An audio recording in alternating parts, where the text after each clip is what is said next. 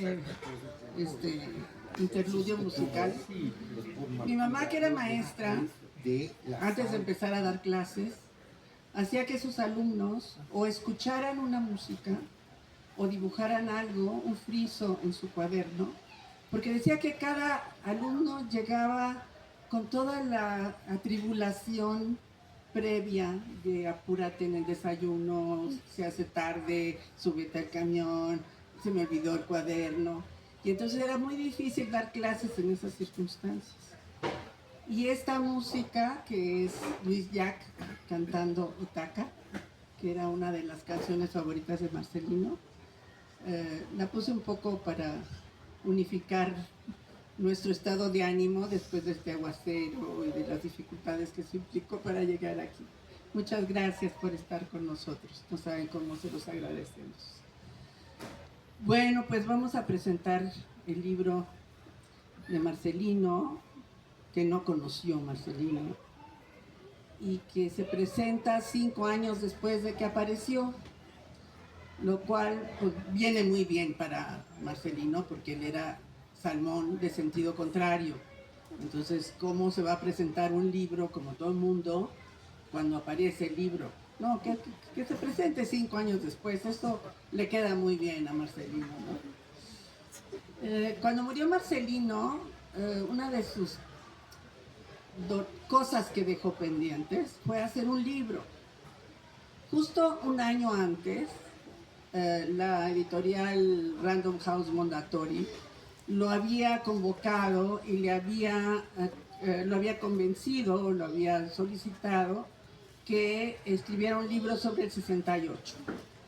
Y hicieron un contrato, lo firmó Marcelino y empezó a trabajar, entre comillas, a su manera, para hacer este libro sobre el 68. Desde hacía muchos años todo el mundo le pedía que hiciera un libro sobre el 68, pero pues algo lo detenía y esto fue algo que lo impulsó. Empezó a trabajar de una manera muy rara, o sea, citaba a sus cuates, que también eran del 68, se ponían a platicar y lo grababan. Y entonces iban quedando estas conversaciones, estas pláticas como, digamos, una base para empezar a hacer el libro. Siempre tenía que hacer las cosas de maneras extrañas y poco comunes. Parecería que era un hombre caótico, y lo era en ciertos aspectos, pero en otros era sorprendentemente constante. Y una de las grandes constancias de Marcelino fue escribir en el Excelsior 2 veces por semana durante 30 años.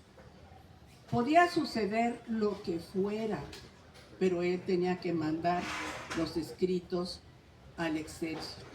Por supuesto, en el último segundo en el que se cerraba la edición, tenía que recibir la llamada del editor de Excelsior diciéndole: Marcelino, cierro la edición de hoy, si no me lo mandas ahorita ya no entra. Entonces llegaba el artículo de Marcelino.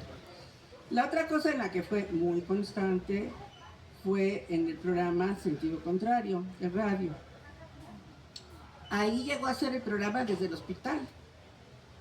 Desde el hospital llegó a hacer el programa, y alguna vez que no pudo, mi hija Valentina lo sustituyó, porque el programa tenía que salir sí o sí. Entonces en esas cosas fue muy, muy constante. No fue constante en otras muchas cosas. Desde bañarse hasta en las mujeres que tuvo, ¿no? O sea, no es que fuera infiel, él no era infiel, jamás. Era una por una.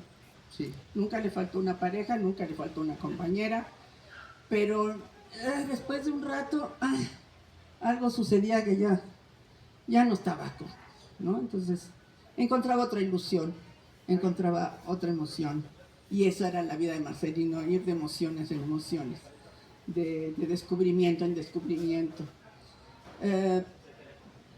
Marcelino era una persona que le interesaba todo, era mucho más que el 68.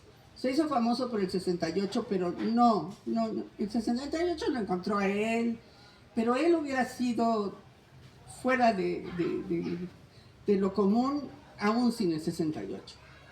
Marcelino le interesaba todo, le interesaba los deportes, claro, el fútbol, no todo el fútbol, el Barça sobre todo, cuando jugaba el Barça se acababa el mundo, pero le encantaba el béisbol, llegó a ser entrenador del equipo de la Facultad de Ciencias, le interesaba el cine con pasión, creó el cineclub de la Facultad de Ciencias, que fue un boom en la universidad, donde la gente hacía colas enormes durante horas para poder entrar a un maratón de 24 horas en la Facultad de Ciencias. Le interesaba, por supuesto, la política, le interesaba la música, le interesaba todo. Y entonces convoqué a los amigos de Marcelino un poco después de que murió y les dije, ¿qué hacemos, chavos? Marcelino hubiera querido un libro y tenemos mucho trabajo en el Excelsior publicado, por no hablar del trabajo que hacía en la revista Ciencia y Tecnología del CONACYT, que era más científico. Por supuesto, la ciencia le encantaba. Entonces me ayudaron los grandes amigos de Marcelino, algunos de ellos aquí presentes, por ahí veo a Rito, aquí está Joel, Edgar, que desgraciadamente falleció este año. Básicamente fueron los tres. Me ayudaron a seleccionar textos y estaba difícil porque eran como 800 temas diferentes. Entonces, bueno, la decisión final fue tomar textos de los primeros años, de los 90s, y series grandes, series que lo hacía mucho, ¿no? Agarraba un tema y lo iba desarrollando a través de varias entregas en el periódico. Y así conformamos este libro donde hablamos, o él habla, ¿no?, de política, cuando habla de la caída del socialismo en los restos del naufragio, habla de matemáticas, en los matemáticos, habla del espectáculo, que era algo que le encantaba y le fascinaba, y hace algunas anécdotas muy divertidas sobre la familia, habla de la conquista de México, que también la historia le apasionaba. En fin, a Marcelino le apasionaba todo. Le comentaba yo a Joel hace poquito que Marcelino era como un universo. Y justo después de que le comenté eso, vi una película donde sale o mencionan en 2 ocasiones un poema de Walt Whitman. Es una película que vale la pena. No les voy a decir el título ahorita. A lo mejor algunos ya la vieron. Es una película donde se menciona también a Carl Sagan y se menciona 2 veces este parrafito de la poesía de Walt Whitman que está en Canto a mí mismo. Y dice este parrafito: ¿me contradigo? ¿Preguntas? Muy bien, me contradigo. Soy inmenso, contengo multitudes. Es profundísimo lo que dice Walt Whitman. O sea, hay gente, todos contenemos multitudes, pero hay gente que tiene más capacidad. Y así como dice Walt Whitman, yo creo que Marcelino era inmenso. La capacidad de Marcelino para absorber todas las experiencias que le pasaban y que hubieran pasado antes de las que se enteraba por alguna razón, era increíble. En el momento en que la agarraba, ya no la perdía. Ahí se quedaba. A mí se me olvida lo que hice ayer. Él era increíble, podía hablar de lo que fuera. Otra cosa, jamás olvidaba los chistes. Tenía una colección de chistes que era absolutamente increíble, y su habilidad para contarlos eran otra cosa. En fin, yo no me quisiera extender mucho, ya me estoy extendiendo demasiado. Quiero darle voz a él, ya que no puede estar aquí. Marcelino era un hombre del siglo XX y quiero leerles el último artículo que hizo en el año 2000. Él dijo: viva el futuro, brindis. Ahora sí va de a de veras. Dentro de unas horas empieza el nuevo siglo. Lo del milenio me viene un poco guango. Es mera aritmética, un abuso del sistema decimal. Los milenios no tienen significación alguna en la vida de los hombres sobre la tierra. Demasiado grandes. Pasan demasiadas cosas. Los siglos, en cambio, sí son arbitrarios, sin duda. A los astros y a las moléculas les tiene muy sin cuidado cómo decidimos contar el tiempo. Que si no sé qué ciudad fue fundada, no sé qué,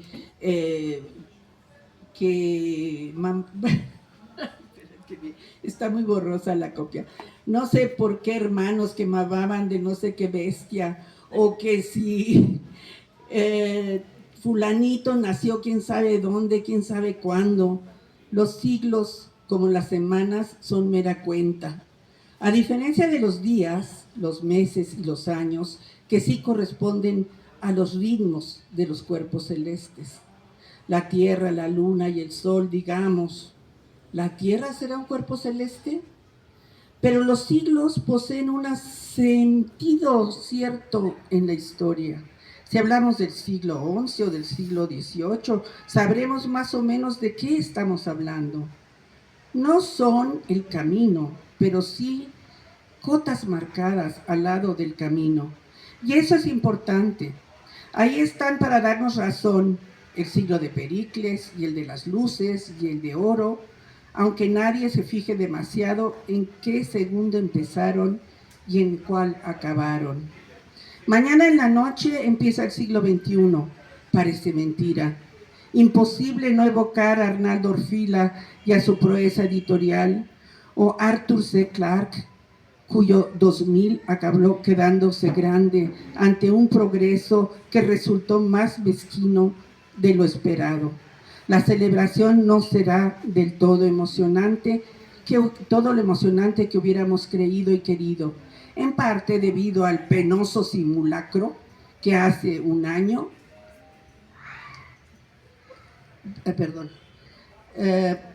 debido al penoso simulacro que hace un año protagonizaron los adelantados, y en parte porque llegamos al tránsito secular con el espacio de la emoción notablemente estrechado. Pasado mañana, usted y yo, ínclito lector, seremos hombres nacidos en el siglo pasado. Cecilia Aguilera, melancólica, lo dice de manera más descarnada. Yo empiezo a sentirme fuera de lugar. Yo soy una mujer del siglo XX.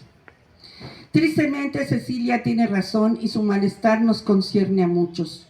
Sin duda alguna, los 100 años que se acaban tuvieron un carácter y una personalidad inconfundibles, con lo que todos, de una manera u otra, quedamos marcados.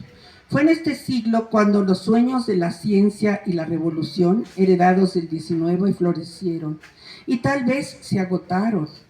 La exultante ilusión del progreso y el apasionado combate por la emancipación parecen irse con él. Y también fue en él cuando la guerra y la miseria alcanzaron intensidades que ni las peores pesadillas hubieran podido imaginar. Y habrá sido, quizá, sobre todo, el siglo del control, la manipulación y la estupidización masiva. El siglo XXI se nos vino encima preñado de promesas y esperanzas, no a jugar la profecía. El desenfase, afortunadamente, es imprevisible. Pitonizos, santones y políticos se irán de bruces. Desde la perspectiva de este siglo terminado, las perspectivas, déjenme decirlo, no son halagüeñas. Pero hay un resquicio para el optimismo, y ese resquicio, a él debemos aferrarnos. No se trata de querer que las cosas sean y pasen como hoy queremos que sean y pasen. Es una muestra de estupidez y de soberbia pretender construir el futuro a nuestra imagen y semejanza. El siglo XXI, con sus logros y sus desastres, con sus criterios y valores, será obra de sus protagonistas. ¿Cuántos de los actuales habitantes del planeta verán la llegada del siglo XXII? A lo mejor, sagaz lector, muchos más de los que usted y yo podríamos imaginar. Las posibilidades de la ciencia, aunque parezca que no, son insospechadas. Pero no confundamos las cosas. Salud, techo y comida para todos, órale, pero confort no es bienestar. En este momento que quiero solemne, déjenme levantar la copa, caro lector, porque en el siglo que empieza, junto a las computadoras inimaginables, junto al ADN domesticado, encuentra en su lugar la inteligencia y la sensibilidad, la belleza y la verdad, y la libertad. ¡Viva el futuro!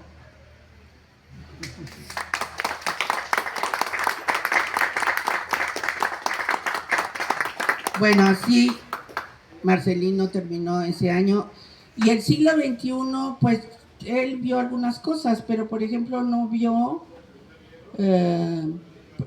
enseguida que se murió fue el gran temblor aquí, después fue la pandemia, después López Obrador tomó la presidencia de la República, no supo de la guerra en Gaza con la intensidad actual, ya se sabían entonces cómo andaban las cosas, no supo de la Ucrania actual, no supo de lo que está haciendo Trump, en fin, ese siglo XXI que él veía con optimismo, pues tal vez no resultó como esperaba. Ya veremos. Bueno, ya no voy a decir nada más, que al final, cuando terminemos de hablar, los grandes amigos que nos acompañan, Carlos Puch, Joel Ortega y Esteban Asensio, vamos a hacer un torito de esos que hacía Marcelino en el programa de radio. A ver si adivinan lo que les vamos a preguntar. ¿Sale? Bueno, va Carlos. Hace algunos años, cuando me llamó Mercé y me pidió que escribiera ese texto, me llenó de emoción y de orgullo. El texto en donde quiero contar un poco, por lo menos, mi experiencia con Marcelino. No les contaré esos detalles porque quiero que se lleven el libro. Pero tanto en mis últimas conversaciones con él, como en un texto que encontré después, pero que de hecho publicó en Excelsior en un aniversario de la muerte de su padre, como en mi propia, será por mi edad, en mi propio examen de dónde estaba yo y de dónde venía, me pareció genial que presentemos el libro 5 años después, porque se cumplen 100 años este año del momento que hace que de alguna manera Mercé y yo estemos aquí. Hace 100 años, en Cataluña, un grupo de jóvenes le puso una bomba al rey. Eran jóvenes, evidentemente no muy sofisticados ni entrenados para poner bombas, y eso no salió bien. Hace 100 años. Y hace 100 años los agarraron, los encarcelaron, los torturaron.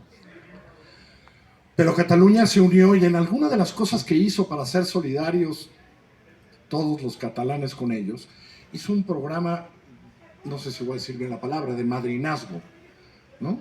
Y le pidió a las catalanas que les escribieran a estos hombres que seguramente pasarían el resto de sus días en la cárcel.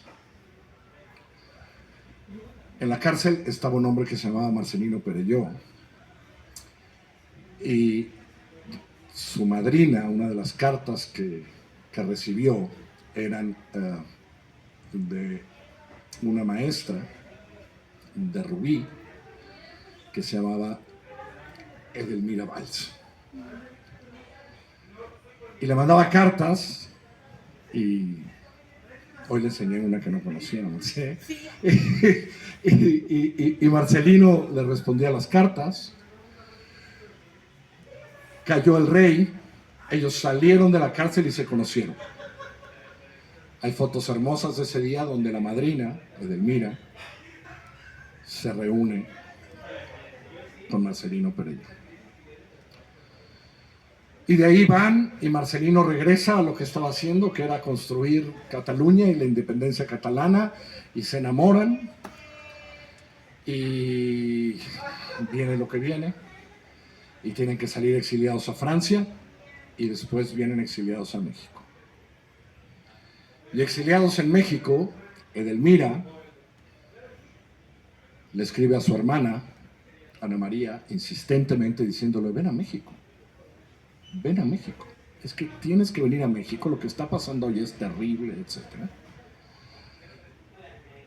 Y Ana María convence a su marido, Ricardo, y agarra otro barco y viene a México. Y curiosamente en ese barco con ellos viene su hijo, que se llama Carlos Puig, que es mi padre. Y de hecho llega a vivir al mismo edificio donde vivía su hermana, en Isabel la Católica. En Isabel la Católica, ahí mismo en Isabel la Católica. Y ahí conviven, y hacen, y se conocen. Yo creo que Marcelino nace con ustedes viviendo en Isabel la Católica. Sí, yo también. Y entendiendo, uno, me metía a todo eso porque uno a veces se pregunta por qué está aquí. Bueno, yo estoy aquí por una bomba que nunca se puso, ¿no?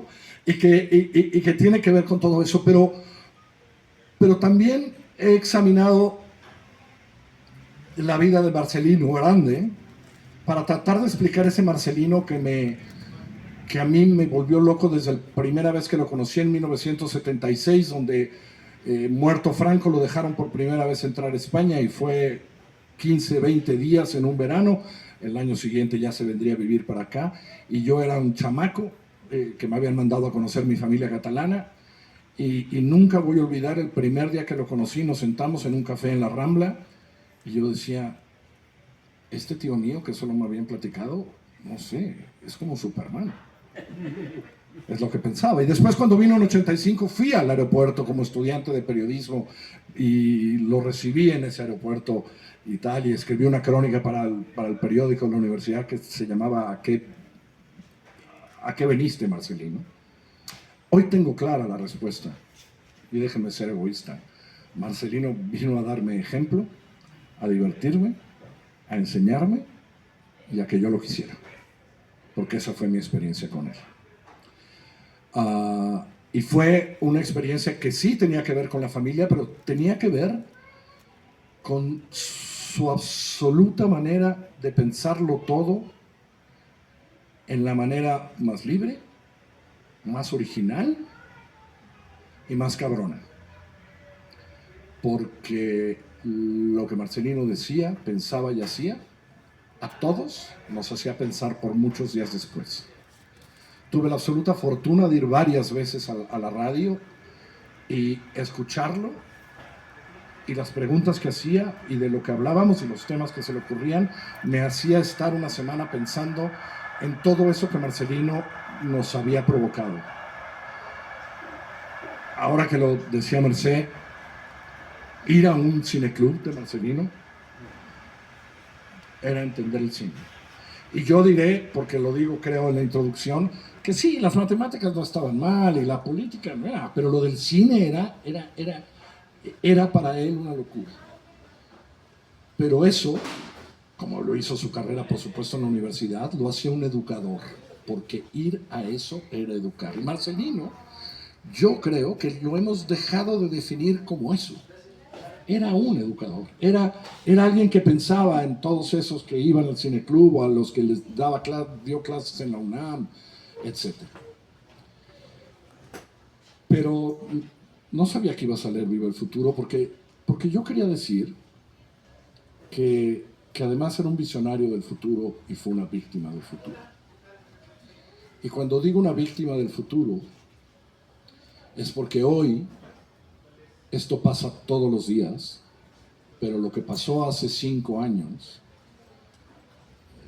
fue el inicio de esta cosa terrible que pasa hoy y que él describió como pocos en un último artículo que no pudo publicar en Milenio y que publicó, perdón, que no pudo publicar en Excelsior y que publicó en Milenio, que se llama Giordano. Siempre, Marcelino siempre fue un visionario. Y cuando digo un visionario lo digo desde 68. Yo cada vez que paso un 2 de octubre digo, vuelvan a leer a Marcelino para que vean lo que, no como aquello una fiesta y tal. Bueno, lo que pasó con Marcelino en abril del 17 fue. También, y lo que él entendió que le había pasado, aunque lo jodió y lo deprimió, y que escribió en Giordano,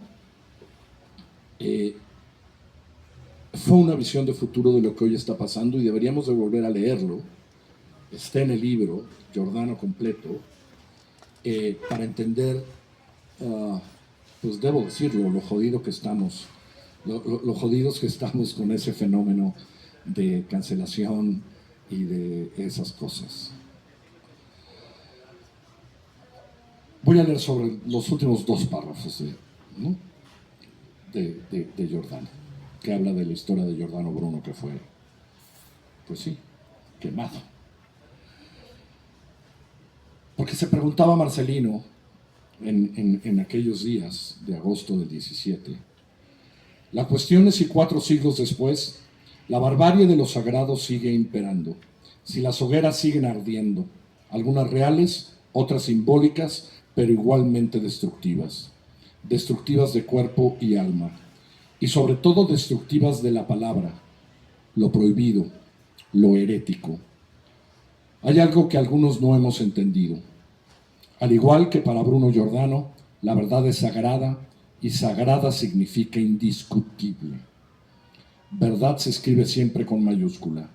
No hay verdades, hay una sola verdad. Quienes no lo entiendan, como nuestro Giordano, pagarán las consecuencias. Su carne se rostizará, pero su palabra, imbatible, sobrevivirá a los motines de los mostrencos, atravesará las algaradas de los estúpidos y finalmente brillará por encima del estercolero de los necios. Tenías razón, Marcelino. Tenías razón. Brillará por encima del estercolero de los necios. Así que léanlo mucho, recuérdenlo mucho. Y si algún día se topan con una grabación del Salmón, solo recuerden que se trataba siempre de nadar en sentido contrario. Eso Marcelino y sus amigos lo hicieron desde hace muchas décadas y muy bien. Gracias por la invitación, Marcelino.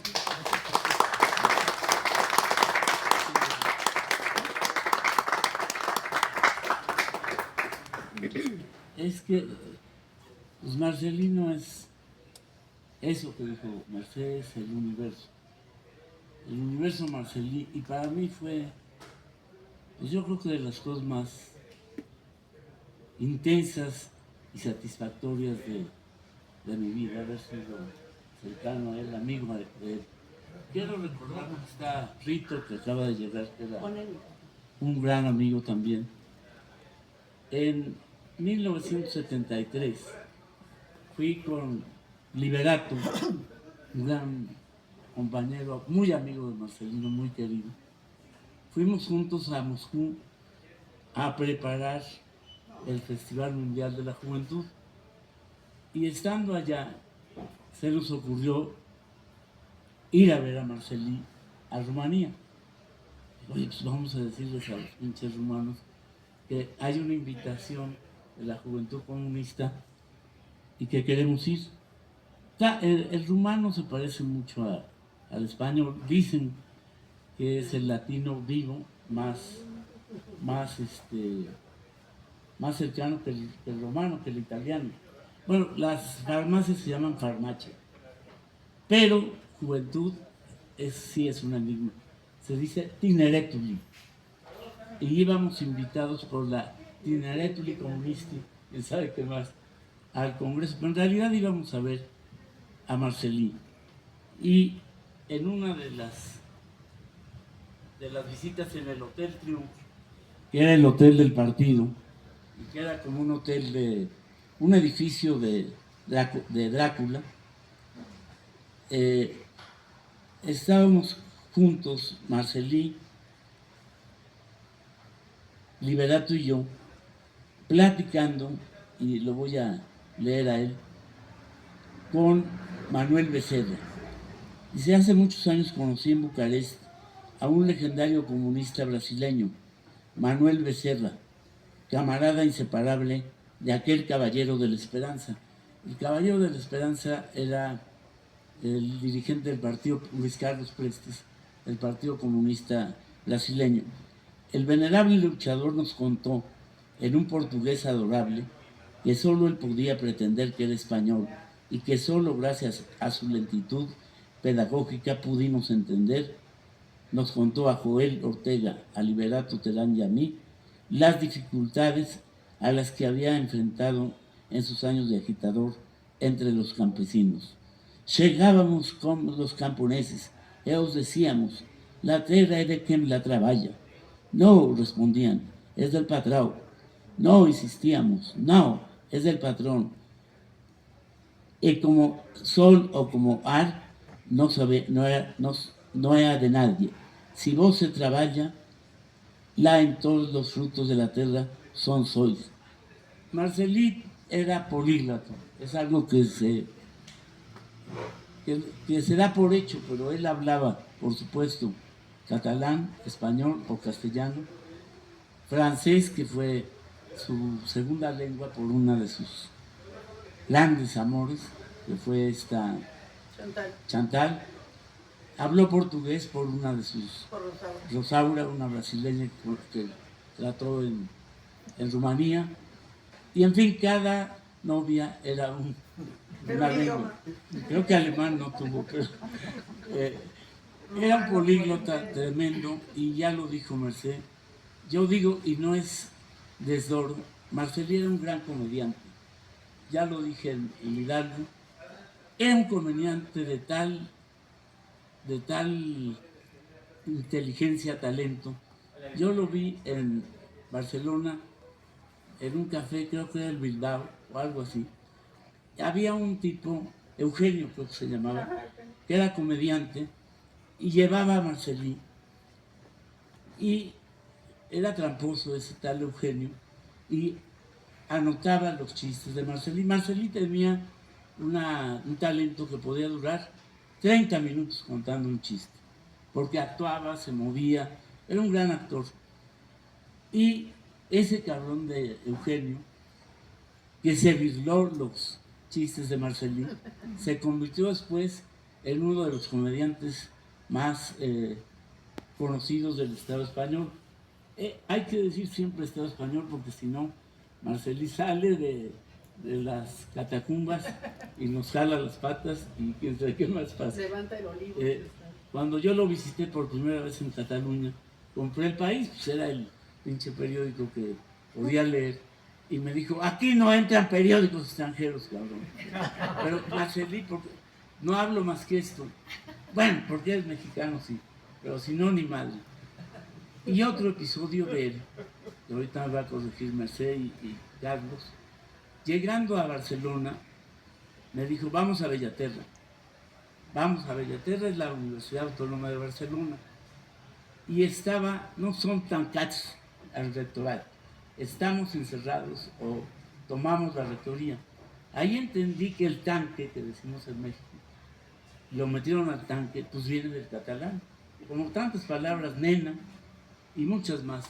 Marcelí había tomado la rectoría de la Universidad de Barcelona, ya tenía 77 por ahí. Marcelí ya tendría... No, Marcelino no llegó al 77. No, en 77, el año 77. Ya había caído Franco, por eso ya estaba ahí. Y se había encerrado, había tomado la universidad con sus chavos, sus estudiantes, pero él era todo profesor, eso es cierto lo que dijo Carlos, y se encerró en la universidad. La protesta era por algunos cursos que estaban mal dados, en fin, pero siempre fue un actor. Marcelino era un hombre inconsecuente. Lo que pensaba, lo hacía. Era un actor, un hombre coherente, cosa que también ya no existe. Eso se acabó hace mucho. Marcelino era coherente. Uno podía no estar de acuerdo con él, pero era consecuente con lo que pensaba. Y ahí estaba Tancats, en rectorato de la UAP. Y saliendo de ahí, ya terminó, me dice, háblales a esos cabrones, porque nos fuimos a su departamento. ¿Qué es lo que más te impresionó, Joel? Dije, no, pues yo creo que ustedes tienen un problema muy serio. Bueno, a ver, dime cuál. Diles a los chavos. El problema de los asturianos. Y se quedó Marcelino. ¿Los asturianos? ¿Qué mamá es esa de los asturianos? Dije, sí, es parecida la cosa a la que tenemos nosotros con los gringos. Pero ¿cómo? A ver, explícame. Que sí, los pobres asturianos que vienen a trabajar a Cataluña y trabajan jodidos, explotados por los catalanes. Dije, es una paradoja y es un gran fenómeno. Y ya después de los 2 minutos dijo, los andaluces, cabrón. Claro, ¿qué estás? Pero a mí me sonaba Coná, asturianos.